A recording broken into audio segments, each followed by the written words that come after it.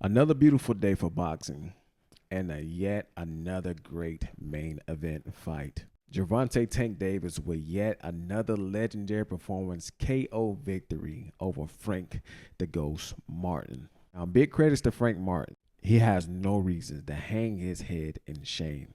In fact, I think he did a great opportunity showing how skillful and how capable of he is when it comes to boxing. But I couldn't help but think to myself, what went wrong?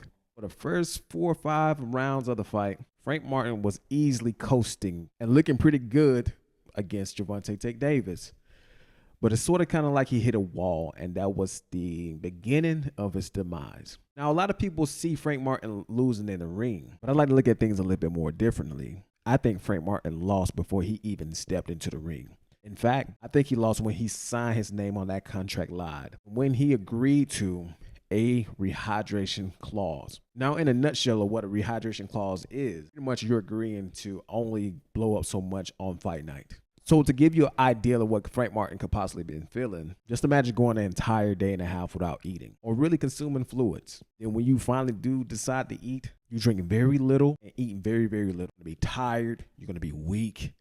All of the above. So I think he lost before he even stepped into the ring. Number 2, inexperience. Frank Martin was very inexperienced when it came to fighting Gervonta Tank Davis. There's many things you can skip in life and rush the process of. Boxing and combat sports in general, you normally want to take your time and make sure you do everything right. You cannot skip the line when it comes to combat sports. Frank Martin skipped the line. No, I'm not saying he's not skillful in a sense, but going back to my number 1 reason why I think he lost is because he hit a wall. Frank Martin is a true definition of what a front runner is. Yes, you can break the stigma of a front runner, but it comes with experience.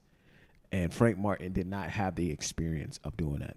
And Gervonta Davis being a very IQ and having a great corner, they knew that. They knew that Frank Martin would gas out.